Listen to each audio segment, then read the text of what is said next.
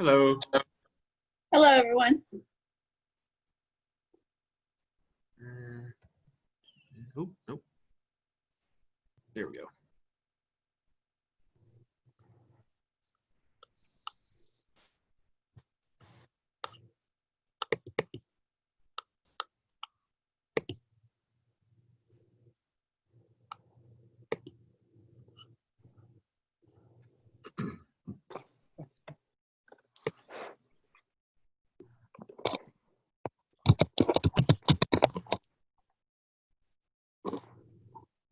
Hey, man. Hi. How you doing? Good. Good. Right.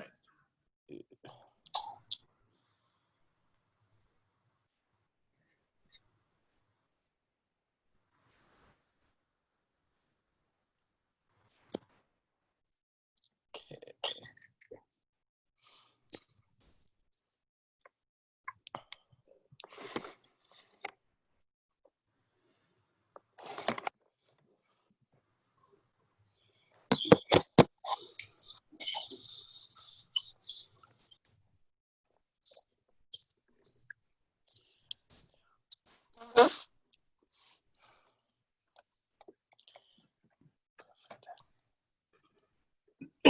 excuse me.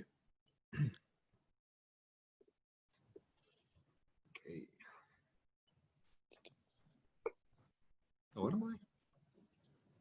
Hard idea.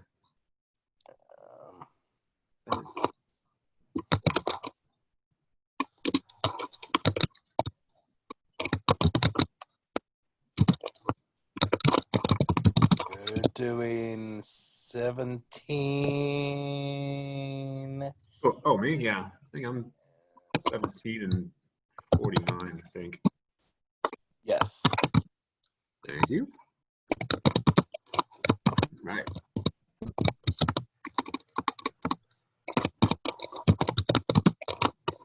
Sweet.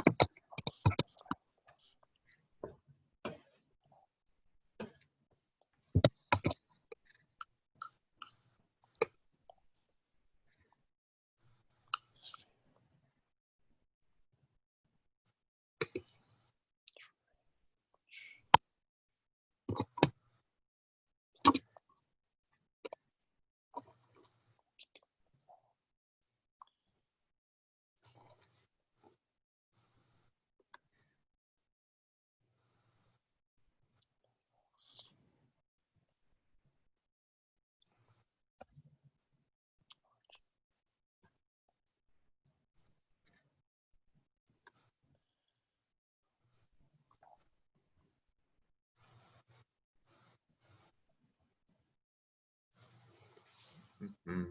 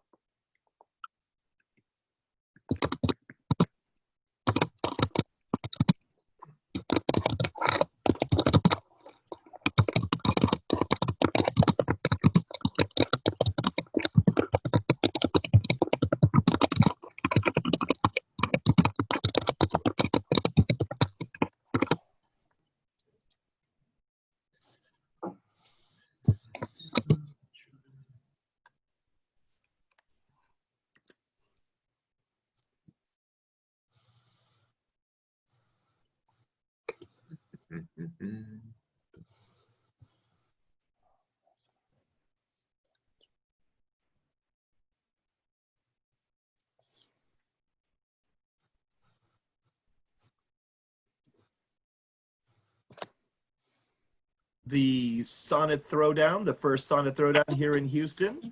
A few quick housekeeping things. We're going to, not yet, turn all of our screens off, and then we're just going to go through them one at a time. So just be ready when it's almost your turn to just, one sonnet will finish. Give yourself a second or two to just let your sonnet land, unless it's the nature of your presentation of your sonnet to really stop it abruptly. You know, like if you want to say, "An increase shall be in thee," and you just end it like that, if you want to do that. Or it might be more like, "and increase in thee,"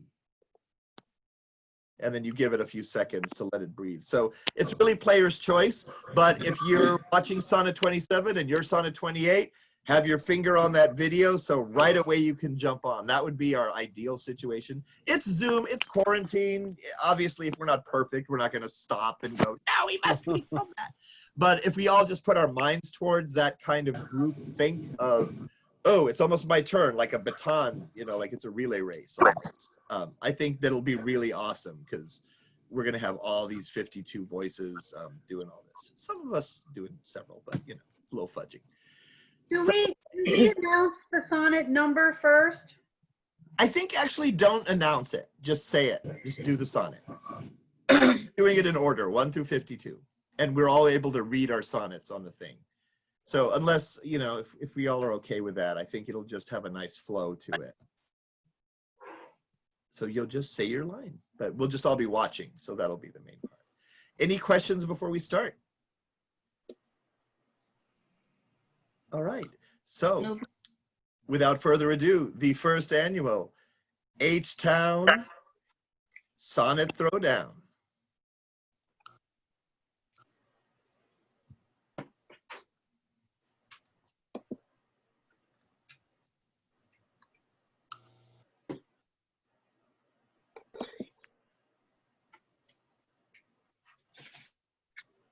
And hold. Sorry, I need to get my script up. I am so sorry, guys.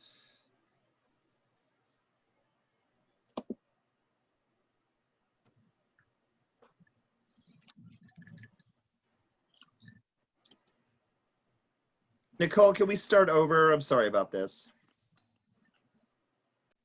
Thank you for joining us. Oh, let's go ahead and start the Jonathan, your video's not on.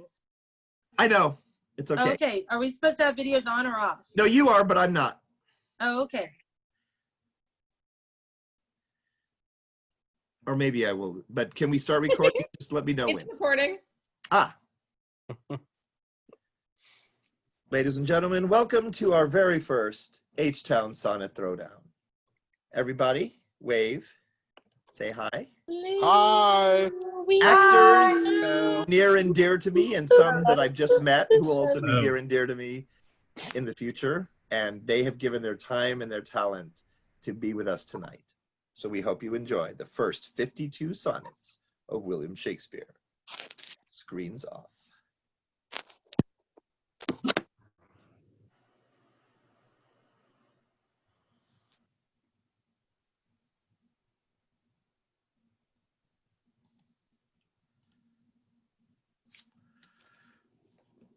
From fairest creatures we desire increase, that thereby beauty's rose might never die.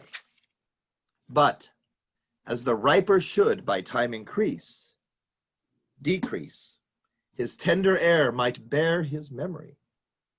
But thou, contracted to thine own bright eyes, feest thy light's flame with self-substantial fuel, making a famine where abundance lies, thyself thy foe to thy sweet self too cruel. But thou art now the world's fresh ornament, and only herald to the gaudy spring. Within thine own bud buryest thy content, and tender churl makest waste in misering. Pity the world, or else this glutton be. to eat the world's dew by the grave and thee.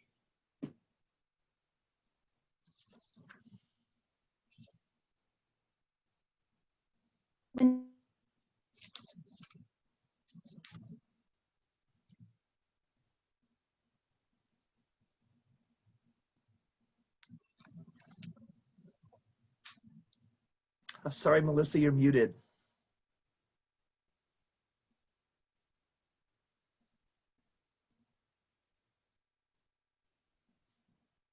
Sorry about that. Let's take that back. When 40 winters shall besiege thy brow and dig deep trenches in thy beauty's field, thy youth's proud livery, so gazed on now, will be a tattered weed of small worth held.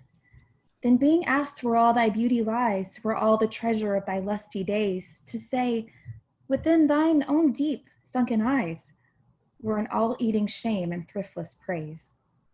How much more praise deserved thy beauty's use, if thou couldst answer, this fair child of mine shall sum my count and make my old excuse, proving his beauty by succession thine. This were to be new made when thou art old, and see thy blood warm when thou feelst it cold.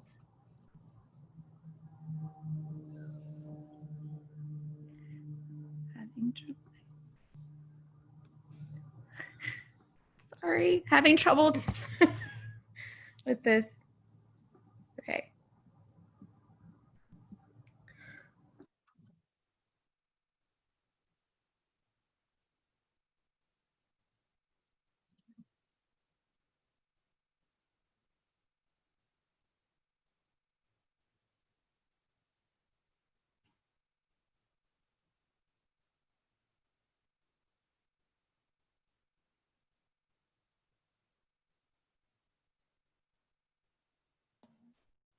And that's Alice, you're number 3.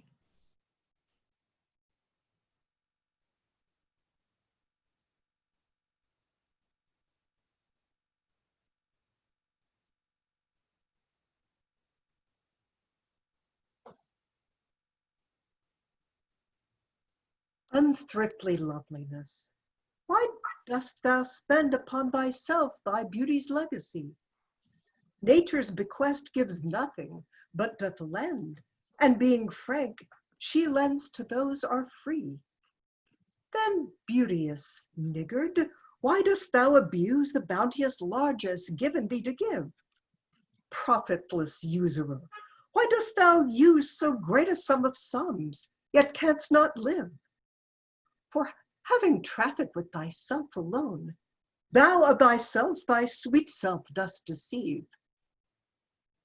Then how, when nature calls thee to be gone, what acceptable audit canst thou leave? Thy unused beauty must be tombed with thee, which used lives the executor to be.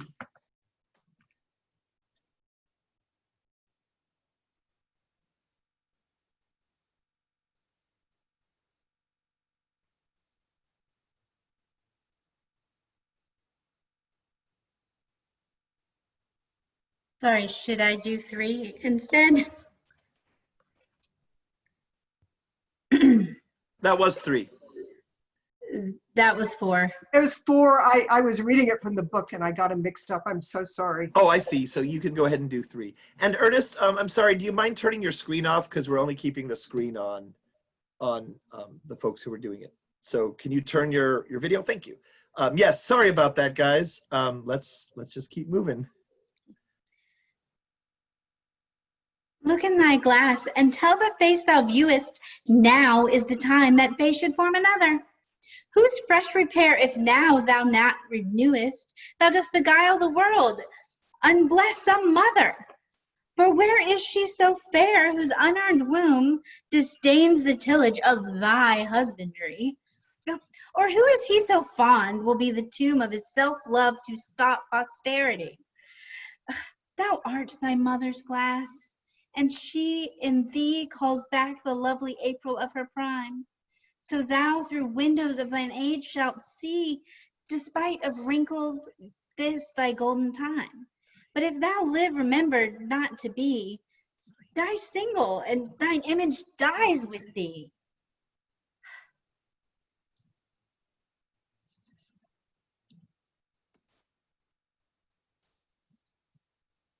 Those hours that with gentle work did frame a lovely gaze where every eye doth dwell, will play the tyrants to the very same, and that unfair which fairly doth excel. For never resting time leads summer on to hideous winter and confounds him there.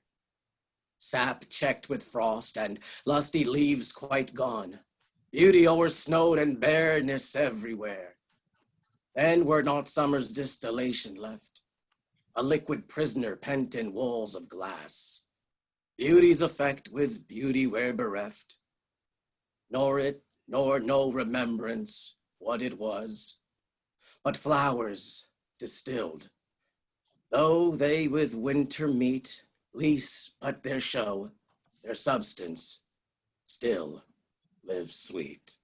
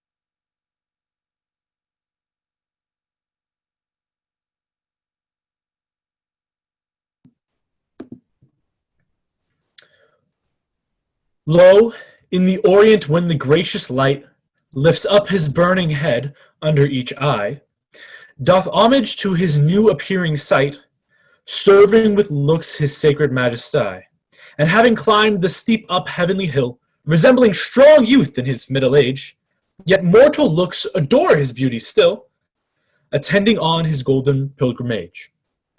But when from highmost pitch with weary car, like feeble age he reeleth from the day, the eyes forduteous now converted are from his low tract and look another way. So thou, thyself outgoing in thy noon, unlooked on diest unless thou get a son.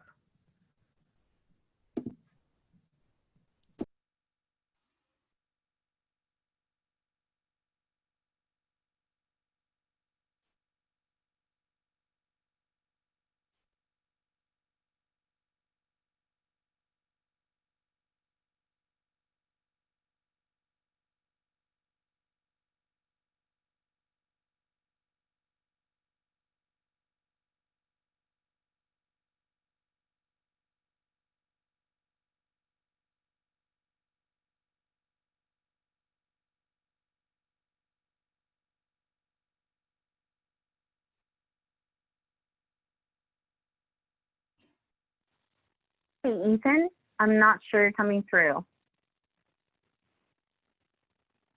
What's up?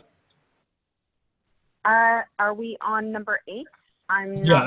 Music to hear. Why hearest thou music sadly? Sweets with sweets war not, joy delights in joy. Why lovest thou that which thou receivest not gladly, or else receivest with pleasure thy annoy? If the true concord of well-tuned sounds, by unions married, do offend thine ear, they do but sweetly chide thee who confounds in singleness the parts that thou shouldest spare.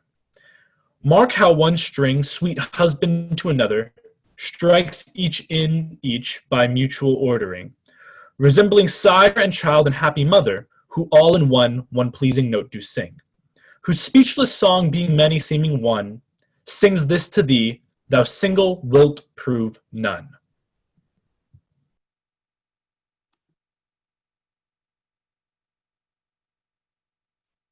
Is it for fear to wet a widow's eye that thou consumest thyself in single life?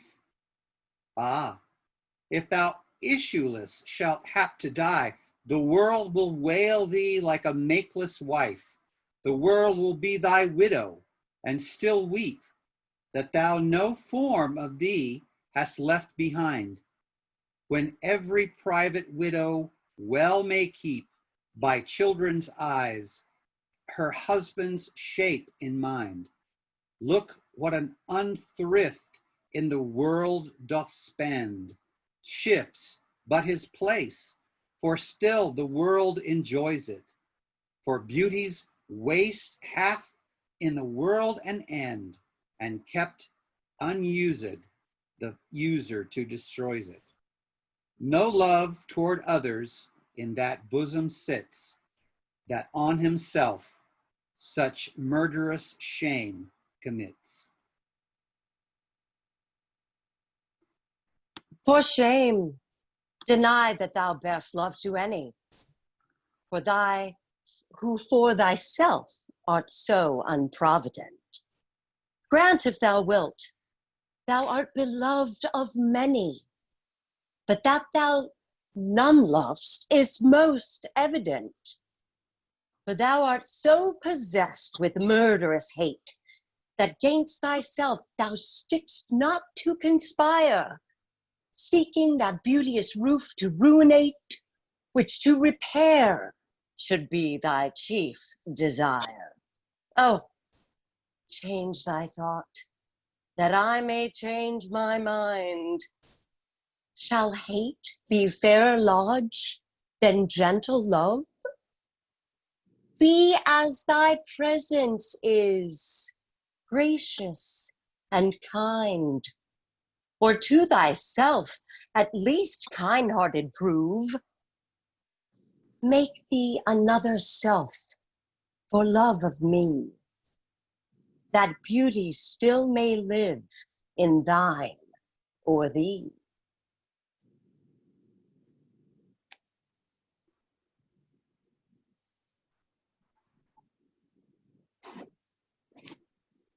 As fast as thou shalt wane, so fast thou growst in one of thine, from that which thou departest, and that fresh blood which youngly thou bestowest, thou mayest call thine when thou from youth convertest. Herein lives wisdom, beauty, and increase. Without this, folly, age, and old and cold decay. If all were minded so, the times should cease, and 80 years would make the world away. Let those whom nature hath not made for store, harsh, featureless, and rude, barrenly perish. Look whom she best endowed, she gave the more, which bounteous gift thou shouldest in bounty cherish. She carved thee for her seal, and meant thereby thou shouldest print more, not let that copy die.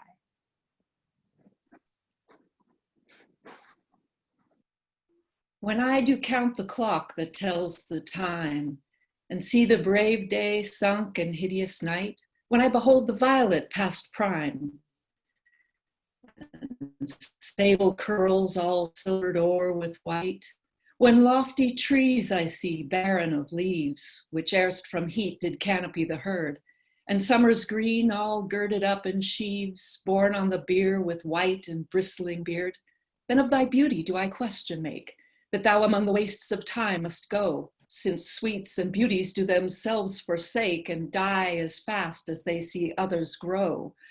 And nothing 'gainst time's scythe can make defense save breed, to brave him when he takes thee hence.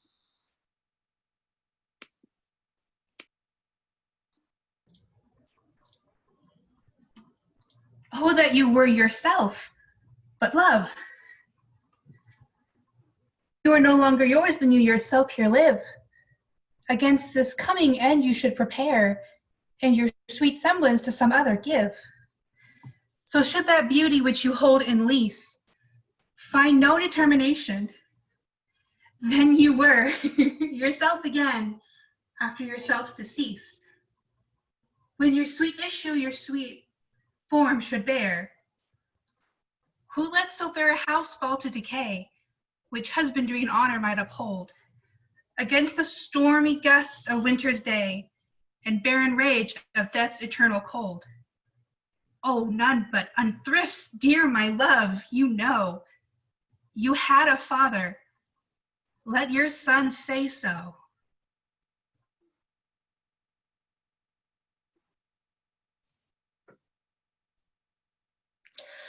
Not from the stars do I my judgment pluck, and yet methinks I have astronomy, but not to tell of good or evil luck, of plagues, of dearths, or seasons' quality. Nor can I fortune to brief minutes tell, pointing to each his thunder, rain, and wind, or say with princes if it shall go well. I oft predict that I in heaven find, but from thine eyes my knowledge I derive, and constant stars in them I read, such art as truth and beauty shall together thrive. If from thyself to store thou wouldst convert, or else of thee this I prognosticate, thy end is truth's and beauty's doom and date. When I consider everything that grows, holds in perfection but a little moment, that this huge stage presenteth not but shows, whereon the stars in secret influence comment, when I perceive that men as plants increase, cheered and checked even by the selfsame sky, vaunt in their youthful sap at height decrease, and wear their brave statue out of memory, then the conceit of this inconstant stay sets you most rich and youthful before my sight, where wasteful time debateth with decay, to change your day of youth to sullied night, and all in war with time for love of you, as he takes from you, all engraft anew.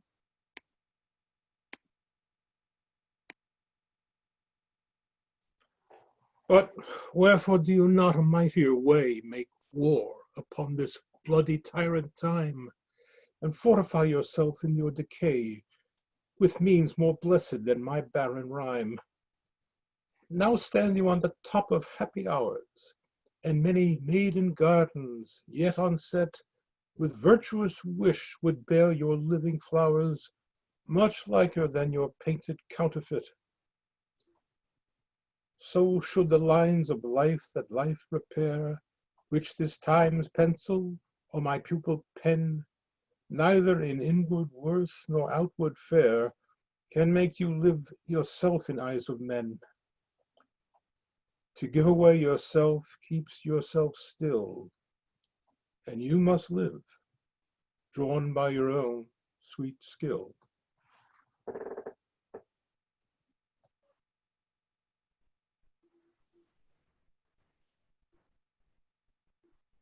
Who will believe my verse in time to come, if it were filled with your most high deserts?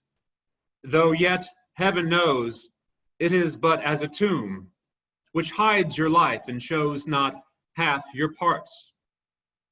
If I could write the beauty of your eyes, and in fresh numbers number all your graces, the age to come would say, this poet lies. Such heavenly touches ne'er touched earthly faces.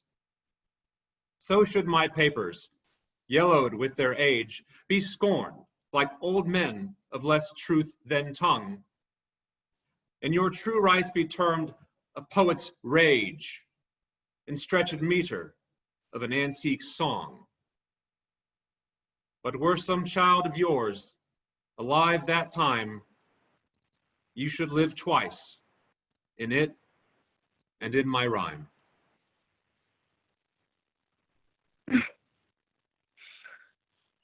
Shall I compare thee to a summer's day?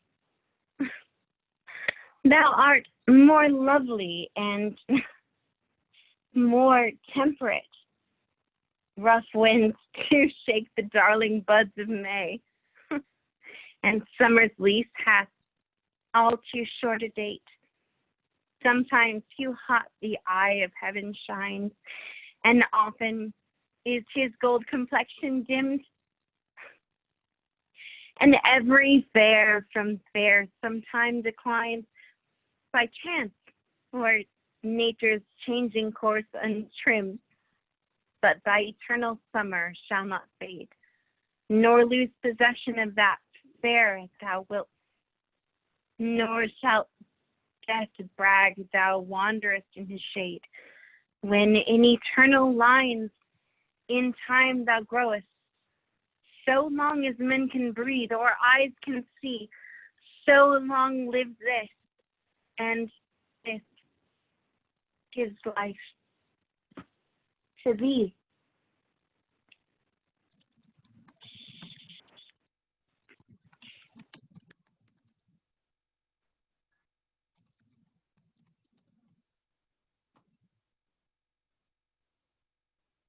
Devouring time. Blunt thou the lion's paws and make the earth devour her own sweet brood. Pluck the keen teeth from the fierce tiger's jaw and burn the long-lived phoenix in her blood. Do whate'er thou wilt, swift-footed time, to the wide world and all her fading sweets. But I forbid thee one most heinous crime. Oh, carve not with thine hours my fair love's brow, nor draw no lines there with thine antique pen. Him in your course untainted do allow, for beauty's pattern to succeed men. Yet do thy worst, old time, for despite thy wrong, my love shall in my verse ever live young.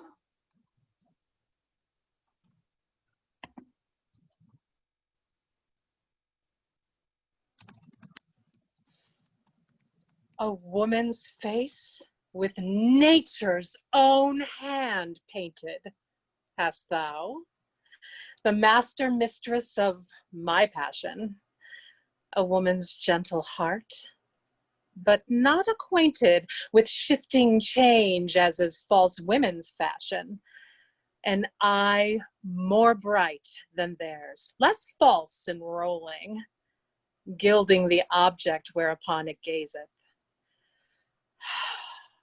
A man in hue, all hues in his controlling, which steals men's eyes and women's souls amazeth.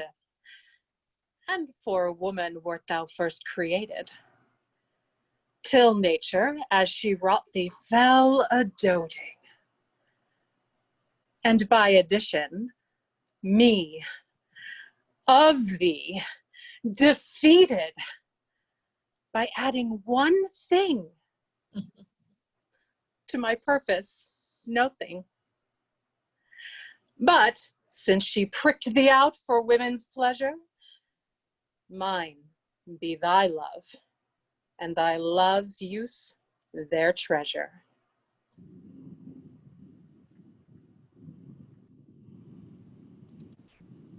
So is it not with me as it is with that muse, stirred by a painted beauty to his verse, who heaven itself for ornament doth use, and every fair with his fair doth rehearse, making a couplement of proud compare, with sun and moon, with earth and sea's rich gems, with April's firstborn flowers and all things rare.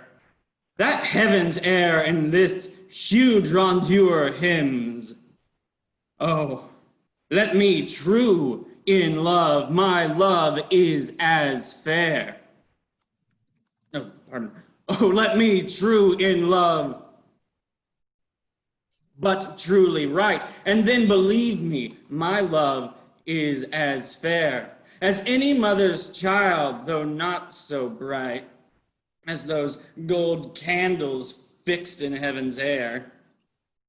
Let them say more that like of hearsay well. I will not praise that purpose, not to tell.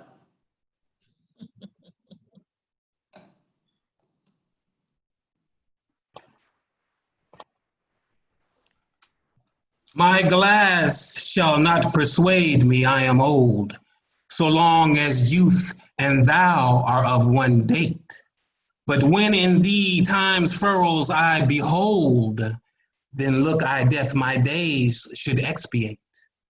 For all that beauty that doth cover thee is but the seemly raiment of my heart, which in thy breast doth live as thine in me. How can I then be elder than thou art? Oh, therefore, love, be of thyself so wary, as I, not for myself, but for thee will. Bearing thy heart, which I will keep so chary, as tender nurse her babe from faring ill. Presume not on thy heart when mine is slain. Thou gavest me thine, not to give back again.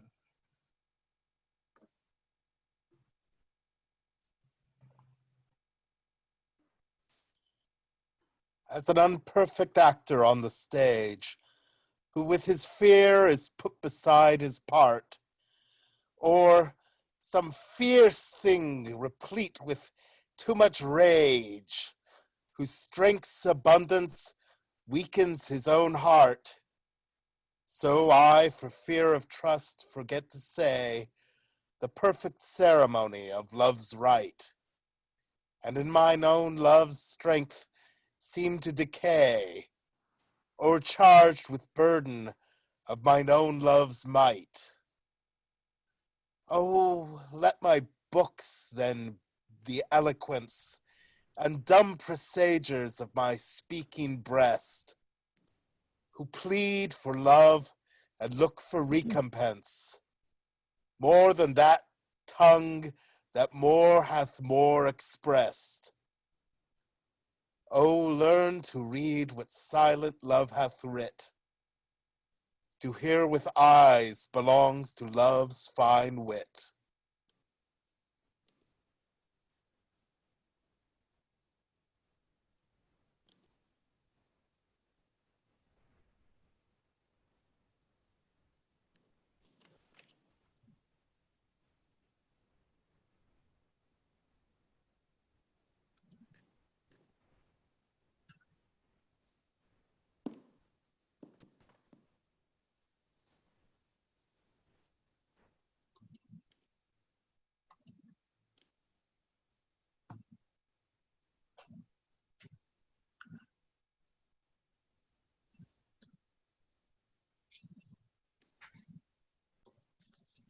You want me to take it?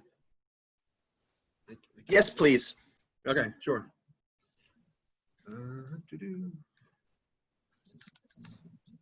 Mine eye hath played the painter, and hath stelled thy beauty's form in table of my heart.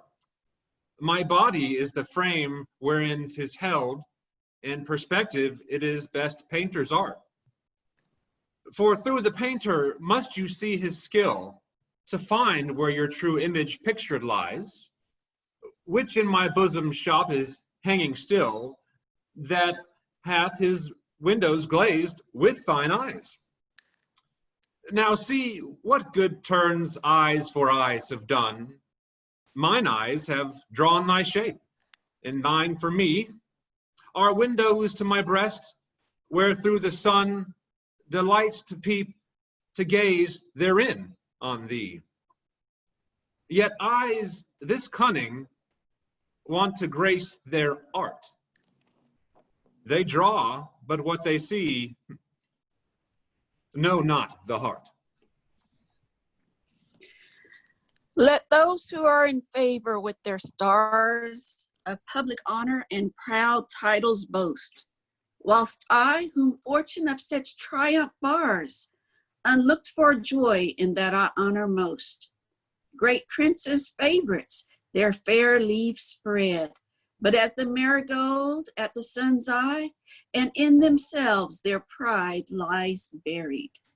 For at a frown they in their glory die, the painful warrior, famous for worth, after 1,000 victories once foiled, is from the book of honor razed quite, and all the rest forgot for which he toiled. Then happy I that love and am beloved, where I may not remove nor be removed.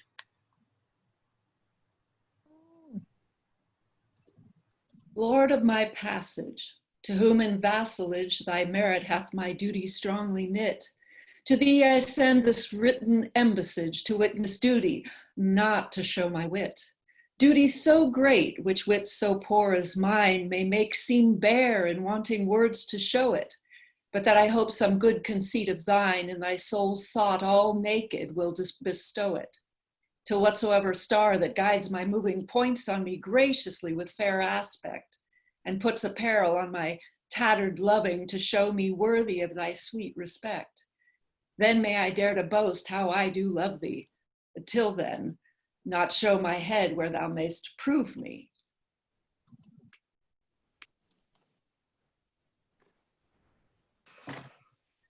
Weary with toil, I haste me to my bed, the dear repose for limbs with travel tired.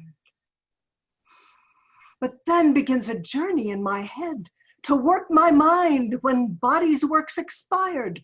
For then my thoughts from far where I abide intend a zealous pilgrimage to thee, and keep my drooping eyelids open wide, looking on darkness which the blind do see, save that my soul's imaginary sight presents thy shadow to my sightless view, which like a jewel hung in ghastly night makes black night beauteous and her old face new. Lo, thus by day my limbs, by night my mind, for thee and for myself no quiet find.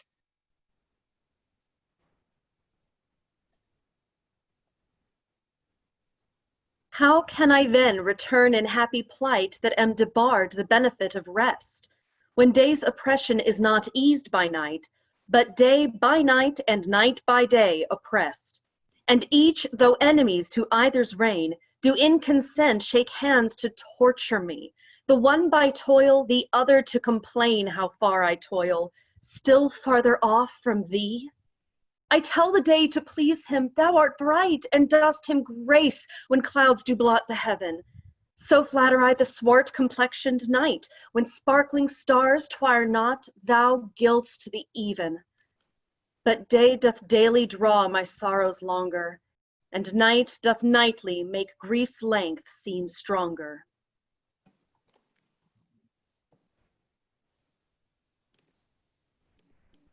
When in disgrace with fortune and men's eyes, I all alone beweep my outcast state, and trouble deaf heaven with my bootless cries, and look upon myself and curse my fate, wishing me like to one more rich in hope, featured like him with friends possessed, desiring this man's art and that man's scope, with what I most enjoy contented least.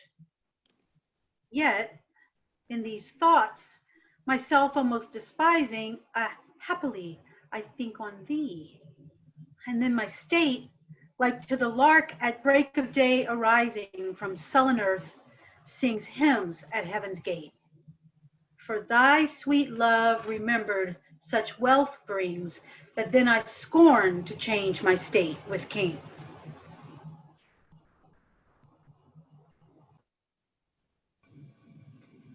When to the sessions of sweet, silent thought I summon up remembrance of things past, I sigh the lack of many a thing I sought, and with old woes new wail my dear time's waste. Then can I drown an eye, unused to flow, for precious friends hid in death's dateless night, and weep afresh love's long since cancelled woe, and moan the expense of many a vanished sight. Then can I grieve at grievances foregone, and heavily from woe to woe tell o'er the sad account of fore bemoaned moan, which I knew pay as if not paid before. But if the while I think on thee, dear friend, all losses are restored, and sorrow's end.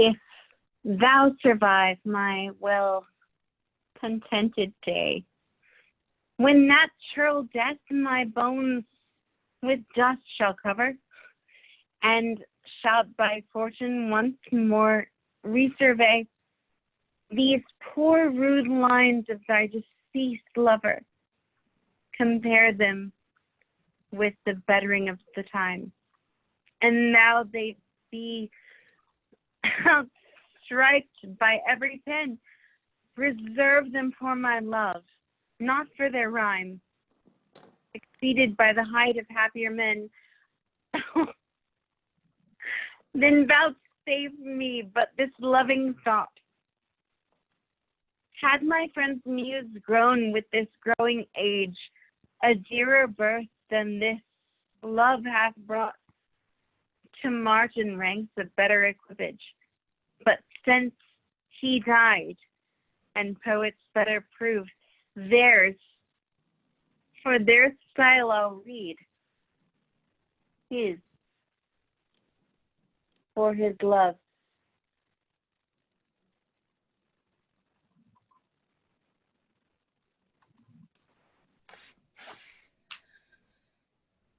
Full many a glorious morning have I seen flatter the mountain tops with sovereign eye, kissing with golden face the meadows green, gilding pale streams with heavenly alchemy, anon permit the basest clouds to ride with ugly rack on his celestial face, and from the forlorn world his visage hide, stealing unseen to west with this disgrace.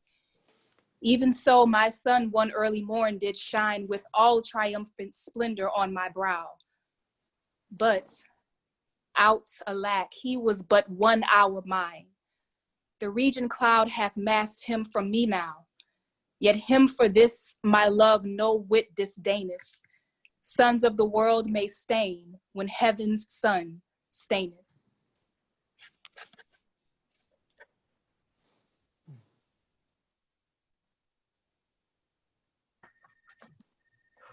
Why dost thou promise such a beauteous day, and make me travel forth without my cloak, to let base clouds o'ertake me in my way, hiding thy bravery in their rotten smoke?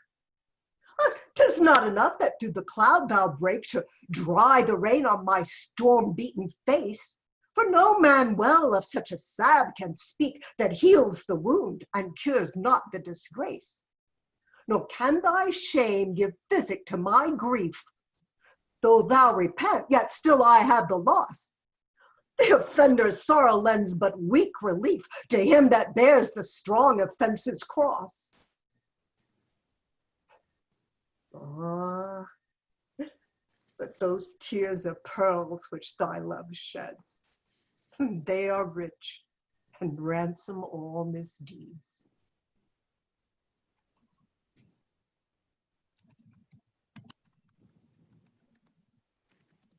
No more be grieved at that which thou hast done.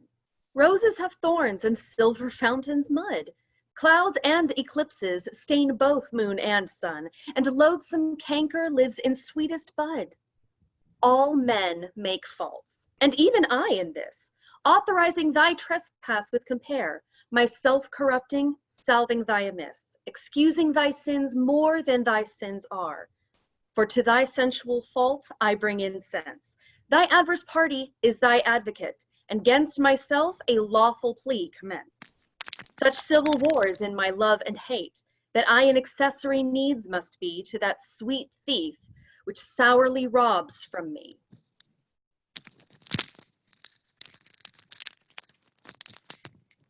Let me confess that we two must be twain, although our undivided loves are one. So shall those blots that do with me remain, without thy help by me be borne alone. In our two loves there is but one respect, though in our lives a separable spite, which though it alter not love's sole effect, yet doth it steal sweet hours from love's delight. I may not evermore acknowledge thee, lest my bewailed guilt should do thee shame. Nor thou with public kindness honor me, unless thou take that honor from my name. But do not so. I love thee in such sort as thou being mine, mine is thy good report.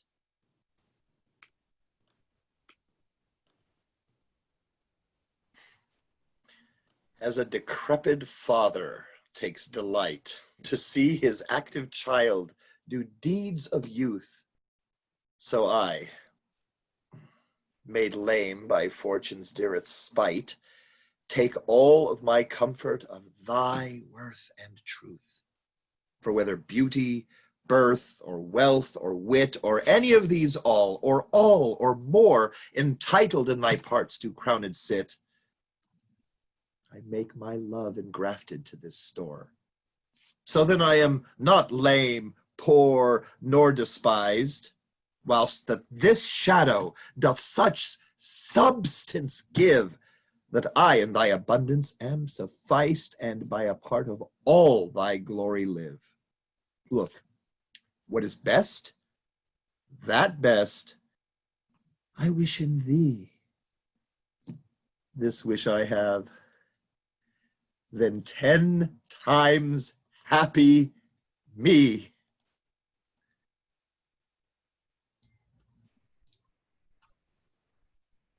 How can my muse want subject to invent, while thou dost breathe that pourest into my verse thine own sweet argument, too excellent for every vulgar paper to rehearse? Oh, give thyself the thanks if aught in me worthy perusal stand against thy sight. For who's so dumb that cannot write to thee, when thou thyself dost give invention light? Be thou the 10th muse, 10 times more in worth than those old 9 which rhymers invocate. And he that calls on thee, let him bring forth eternal numbers to outlive long date. If my slight muse do please these curious days, the pain be mine, but thine shall be the praise.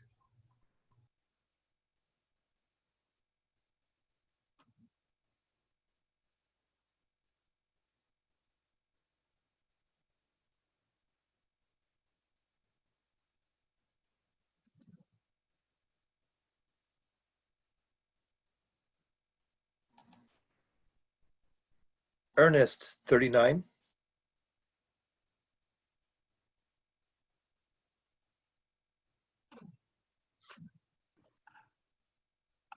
I didn't know I had 39. Surprise. Do you want to give it a shot or have someone else do it? 38, 39. Where's 39? Let me pull it up. It's the one after 38. Okay, great. Thanks for that. I'm here to help.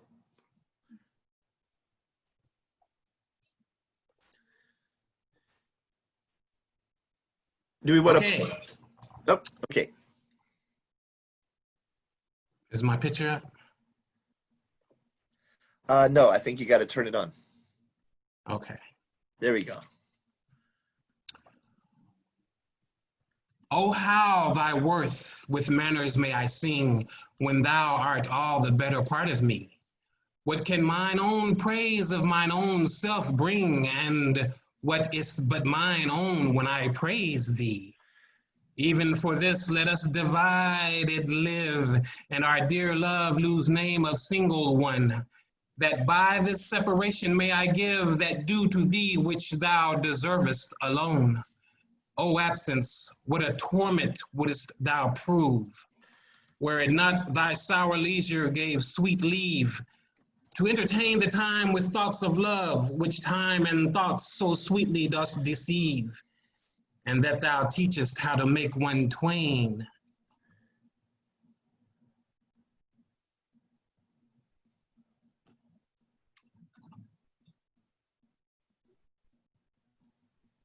By praising him here, who doth hence remain.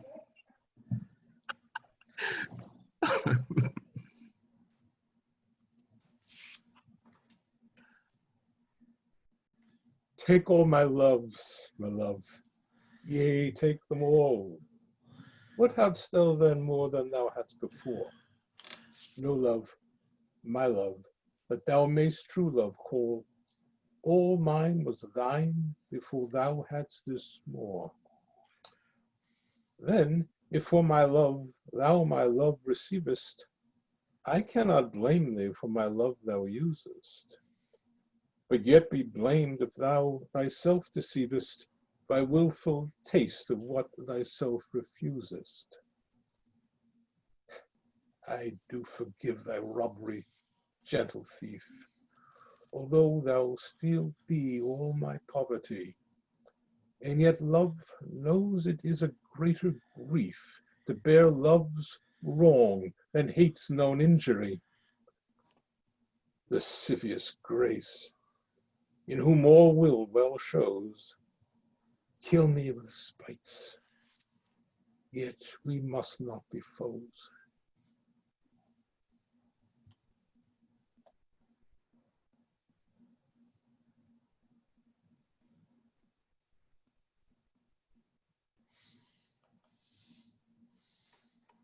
Those pretty wrongs that liberty commits when I am sometime absent from thy heart, thy beauty and thy years full well befits, for still temptation follows where thou art.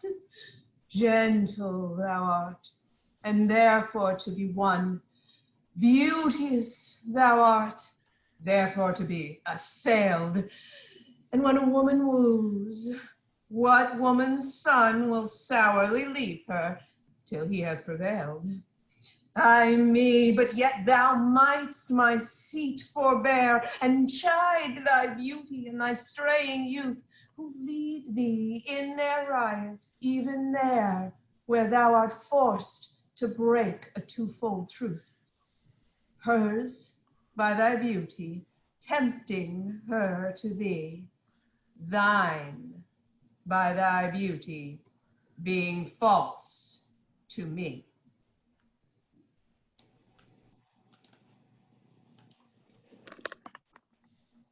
That thou hast her is not all my grief, and yet it may be said that I loved her dearly. That she hath thee is of my wailing chief, a loss in love that touches me more nearly. Loving offenders thus I will excuse ye.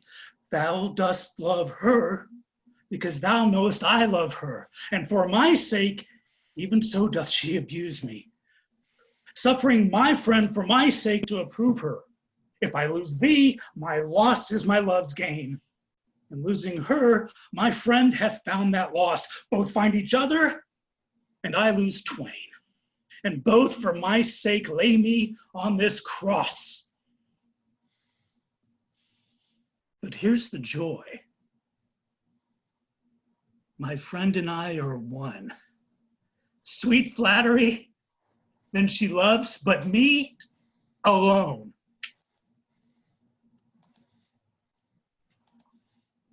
When most I wink, then do mine eyes best see. For all the day they view things unrespected. But when I sleep, in dreams they look on thee, and darkly bright are bright and dark directed.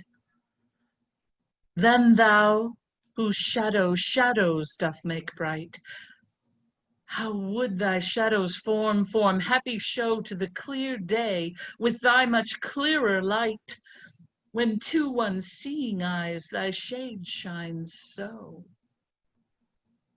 How would I say, mine eyes be blessed made by looking on thee in the living day, when in dead night thy fair imperfect shade through heavy sleep on sightless eyes doth stay.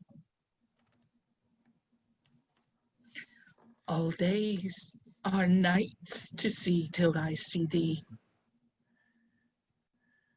and nights bright days when dreams do show thee me.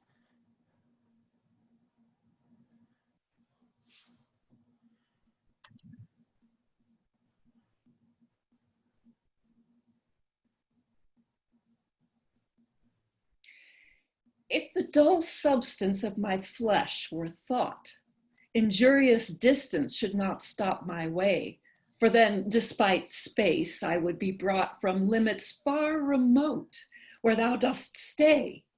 No matter then, although my foot did stand upon the farthest earth removed from thee, for nimble thought can jump both sea and land, as soon as think the place where he would be. But oh, thought kills me, that I am not thought, to leap large lengths of miles when thou art gone, but that so much of earth and water wrought I must attend time's leisure with my moan, receiving naught but elements so slow but heavy tears, badges of either's woes.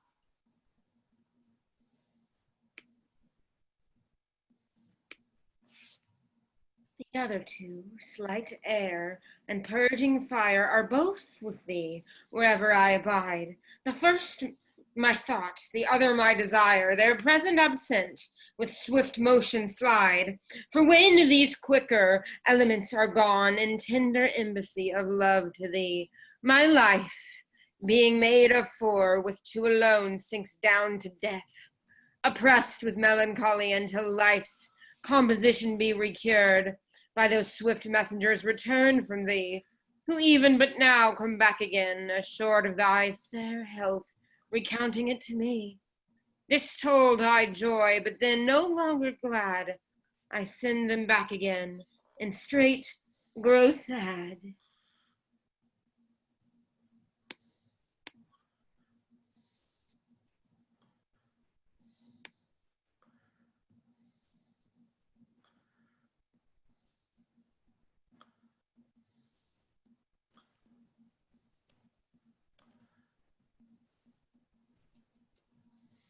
Apologies, I'm having problems with my camera.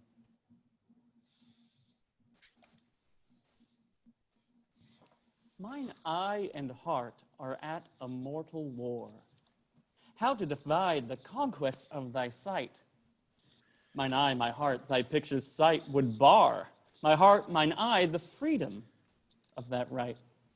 My heart doth plead that thou in him dost lie, a closet never pierced with crystal eyes. But the defendant doth that plea deny, and says in him thy fair appearance lies. To side this title is impaneled a quest of thoughts, all tenants to the heart, and by their verdict is determined the clear eye's moiety and the dear heart's part.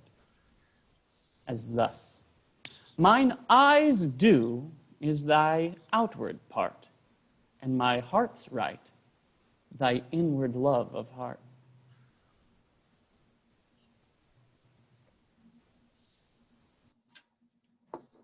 Betwixt mine eye and heart a league is took, and each doth good turns now unto the other. When that mine eye is famished for a look, or heart in love with sighs doth himself smother, with my love's picture then my eye doth feast, and to the painted banquet bids my heart, Another time mine eye is my heart's guest, and in his thoughts of love doth share a part. So, either by thy picture or my love, thyself away are present still with me. For thou no farther than my thoughts canst move, and I am still with them, and they with thee. Or, if they sleep, thy picture in my sight awakes my heart to heart's and eyes' delight.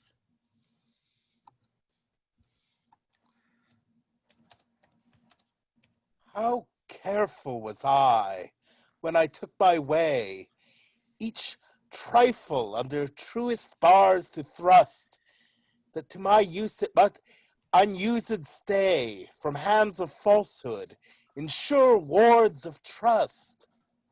But thou, to whom my jewels trifles are, most worthy comfort, now my greatest grief, thou best of dearest and mine only care, art left the prey of every vulgar thief.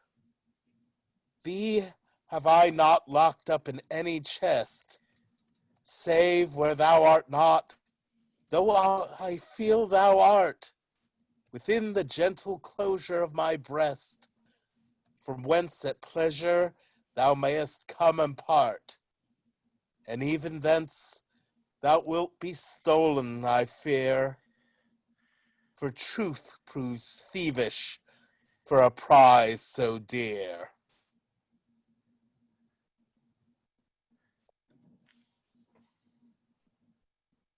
Against that time, if ever that time come, when I shall see thee frown on my defects, when as thy love hath cast his utmost sum, called to that audit by advised respects, against that time, when thou shalt strangely pass, and scarcely greet me with that sun, thine eye, when love, converted from the thing it was, shall reasons find of settled gravity. Against that time do I ensconce me here, within the knowledge of mine own desert. In this my hand against myself uprear, to guard the lawful reasons on thy part. To leave poor me, thou hast the strength of laws, since why to love I can allege no cause.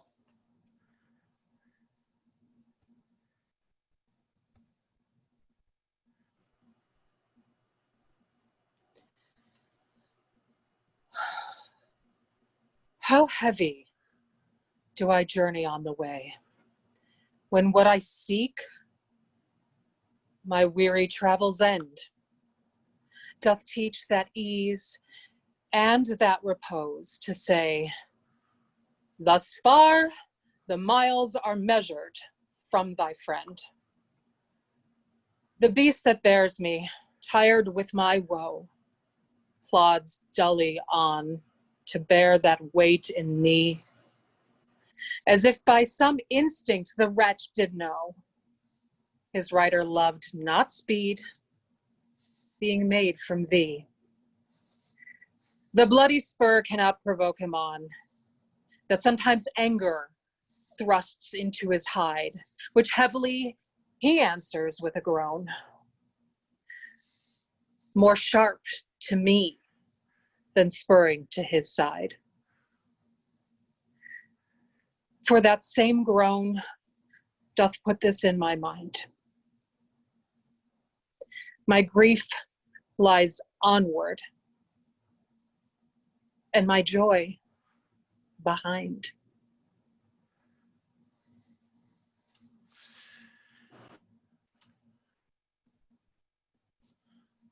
Thus can my love excuse the slow offense of my dull bearer, when from thee I speed. From where thou art, why should I haste me thence? Till I return, of posting is no need. What excuse will my poor beast then find, when swift extremity can seem but slow? Then should I spur, though mounted on the wind. In winged speed no motion shall I know. Then can no horse with my desire keep pace. Therefore desire of perfect love being made shall neigh no dull flesh in this fiery race. Love thus shall excuse my jade. Since from thee going he went willful slow, towards thee I'll run and give him leave to go.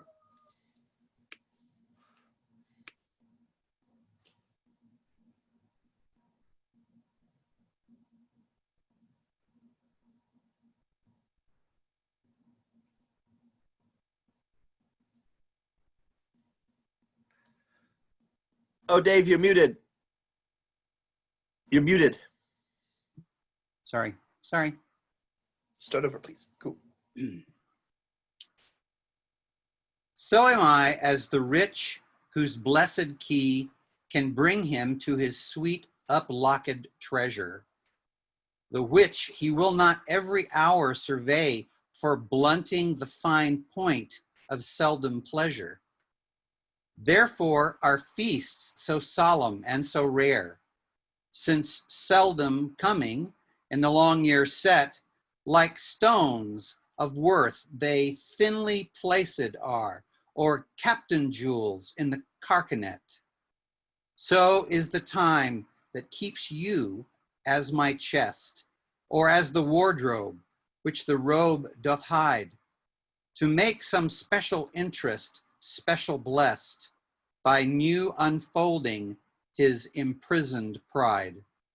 Blessed are you whose worthiness given scope, being had to triumph, being lacked to hope.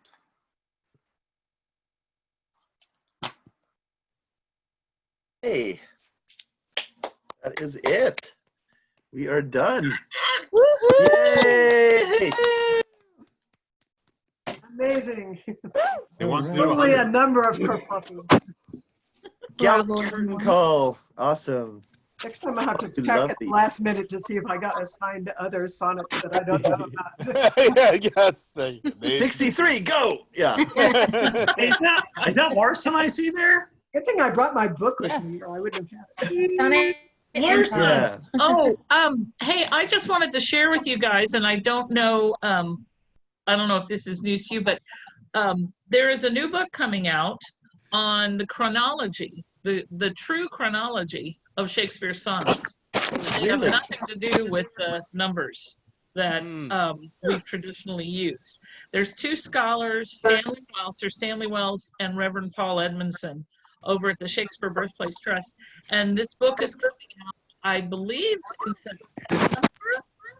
And, I'm looking forward to reading it. They, obviously they put a lot of scholarly research and years of experience with the language. And I'm just fascinated with the reasonings that they are coming up with, or they say they're using to come up with, based on how Shakespeare's evolution was as a writer.